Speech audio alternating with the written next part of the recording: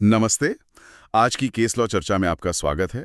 आज हम बात कर रहे हैं Shri Shahabuddin versus state of Telangana यानी 2025 INSC 999 पर। यह पेशकश है scoot legal translation and transcription services की तरफ से सटीक और गोपनीय बहुभाषी कानूनी दस्तावेजीकरण के लिए आपके विश्वसनीय साथी। तो ये मामला सुप्रीम कोर्ट के पास आया था। अपील थी तेलंगाना हाई कोर्ट के एक फैसले के खिलाफ। हाई कोर्ट ने एपेलेंट और एक अन्य थे मौलाना, उनकी सजा आईपीसी सेक्शन 411 में कम कर दी थी। मतलब बेईमानी से चोरी की संपत्ति लेना 3 साल से 1 साल कर दी थी। लेकिन सुप्रीम कोर्ट ने हाई कोर्ट के इस फैसले को रद्द कर दिया। तो आइए इस मामले की गहराई में चलते हैं। जी, प्रोसिक्यूशन की जो कहानी थी वो ये थी कि एम नरसैया जो धान के व्यापारी थे वो वरंगल में कुछ पैसे जमा करने गए थे, करीब 2,92,629 रुपीस, और वो 22 दिसंबर 2005 को लापता हो गए। अच्छा। शक गया उनके पुराने एम्प्लॉयर पर, अक्यूज्ड मौलाना। वो अब उनके बिजनेस कंपेटिटर भी बन गए थे। तो आरोप ये लगा कि मौलाना ने मतलब बिजनेस की दुश्मनी में नरसाया की हत्या कर दी और उनका कैश, बाइक, फोन सब चुरा लिया। ओह, और फिर? आरोप ये भी था कि अगले दिन मौलाना ने एपेलेंट यानी शहाबुद्दीन की मदद ली। शहाबुद्दीन को इसके लिए 30,000 रुपए देने का वादा किया गया था। मदद किस चीज में? नरसाया के शव को ठिकाने लगाने में, उसे एक जलती हुई चिता पर फेंक कर, ताकि सबूत मिट जाएं। समझ गया।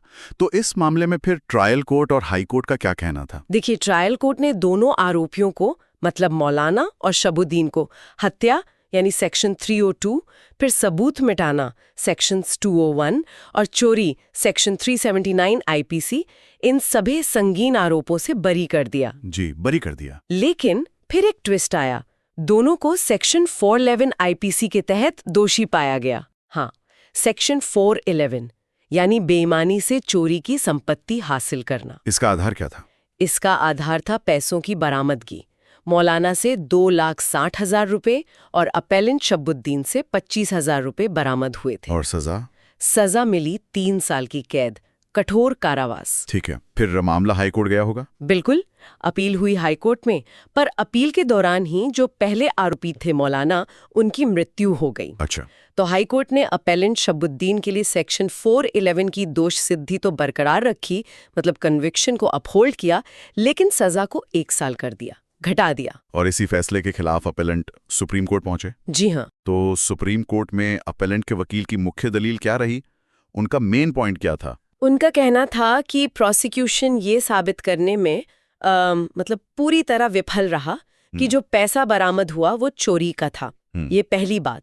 और दूसरी और शायद ज्यादा जरूरी बात कि अपेलेंट को ये पता था या उसके पास विश्वास करने का कोई ठोस कारण था कि ये पैसा चोरी का है। जी। और ये दोनों चीजें सेक्शन 411 के लिए अनिवार्य हैं, एक तरह से सिने क्वा नॉन। बिल्कुल सही, ये सेक्शन 411 का कोर एलिमेंट है। उनका तर्क ये भी था कि जब ट्रायल कोर्ट ने चोरी यानी सेक्शन 379 से ही बरी कर दिया था, तो फिर उसी संपत्ति के लिए सेक्शन 411 का दोष कैसे लग सकता है? ये एक बहुत ही इम्पॉर्टेंट लीगल पॉइंट है।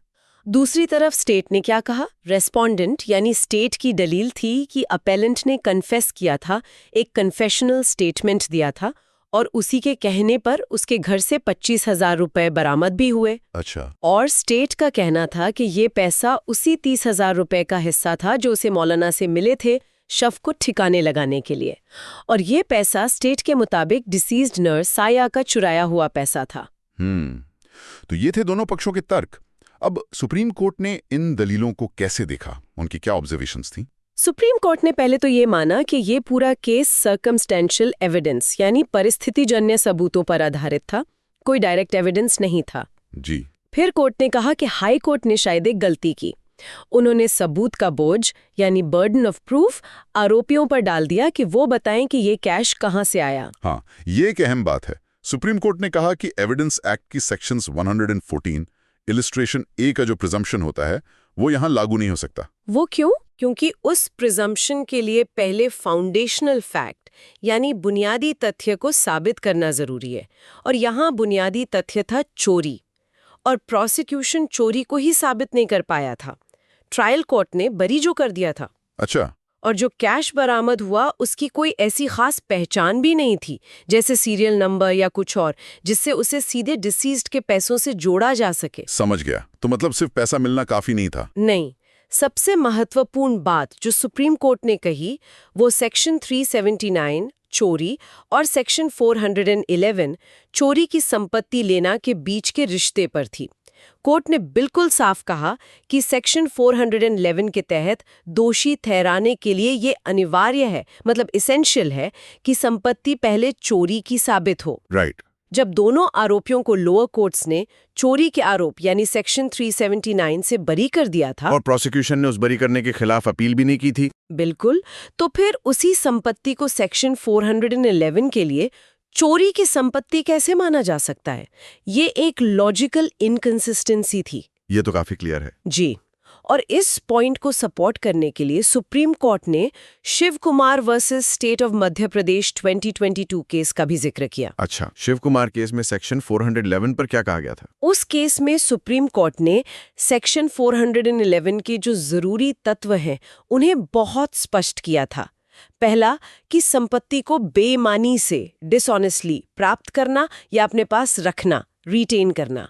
और दूसरा, ऐसा करते समय ये जानना, नोइंग या विश्वास करने का कारण होना, हैविंग रीजन टू बिलीव, कि वो संपत्ति चोरी की है। तो ज्ञान या विश्वास का कारण होना जरूरी है? जरूरी है।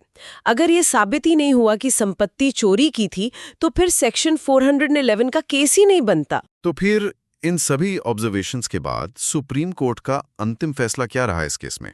सुप्रीम कोर्ट ने हाई कोर्ट के उस फैसले को, जिसमें सेक्शन 411 की कन्विक्शन और सजा को बरकरार रखा गया था, भले ही कम करके, उसे रद्द कर दिया, सेट असाइड कर दिया, और एपेलेंट श्री शब्बुद्दीन को सभी आरोपों से बरी कर दिया गया। एक्विटेड? जी हाँ, एक्विटल हो गया। तो इस फैसले के क्या इम्प्लीकेशंस हैं? मतलब आगे के लिए इससे क्या सीख मिलती है? देखिए, इसकी इम्प्लीकेशंस काफी इंपॉर्टेंट है। पहला तो ये निर्णय इस बात को फिर से रेखांकित करता है कि किसी भी क्रिमिनल केस में जो फाउंडेशनल एलिमेंट्स होते हैं, जैसे यहाँ सेक्शन 411 के लिए चोरी का होना, उन्हें प्रोसिक्यूशन को बिना किसी संदेह के साबित करना होता है, बियॉन्ड रीजनेबल डाउट। दूसरा, ये फौजदारी कानून के उस बुनियादी सिद्धांत को भी मजबूत करता है कि सबूत का बोझ, बर्डन ऑफ प्रूफ, हमेशा प्रोसिक्यूशन पर होता है, डिफेंडेंट पर नहीं डाला जा सकता, खासकर सर्कमस्टेंशियल एविडेंस वाले मामलों में। सही कहा। और तीसरी बात, जो सेक्शन 379 और 411 के कनेक्शन पर है, अगर किसी को चोरी के आरोप से बरी कर दिया गया है तो उसी ट्रांजैक्शन से जुड़ी हुई चोरी की संपत्ति लेने का आरोप यानी सेक्शन 411 का आरोप अपने आप में बहुत कमजोर हो जाता है, उसकी बुनियादी हिल जाती है। बिल्कुल, मतलब एक लॉजिकल कंसिस्टेंसी होनी चाहिए फाइंडिंग्स में। अगर चोरी नहीं हुई तो चोरी का माल कैसे हो सकता है? एग्जैक्टली। तो ये केस एक अच्छा उदाहरण है कि कैसे कानूनी प्रक्रिया में हर आरोप के तत्वों को अलग अलग और ध्यान से साबित करना पड़ता है। सिर्फ बरामदगी जैसा एक तथ्य काफी नहीं हो सकता अगर उसकी बुनियाद यानी चोरी ही साबित ना हो। जी बिल्कुल। ये जरूर सोचने वाली बात है कि अलग अलग सेक्शंस के तहत फाइंडिंग्स में कैसे एक लॉजिकल कंसिस्टेंसी बनाए रखी जाए। खैर, ये एक अलग विमर्श का विषय है। आज की केस लॉ डिस्कशन आप तक लाए Scoot legal translation and transcription services, practising advocates के लिए बहुभाषी कानूनी दस्तावेजीकरण में विश्वसनीय विशेषज्ञ। जब कभी आपको कानूनी अनुवाद या ट्रांसक्रिप्शन की जरूरत हो, स्कूट लीगल आपका साथी है। अगली चर्चा तक नमस्ते। नमस्ते।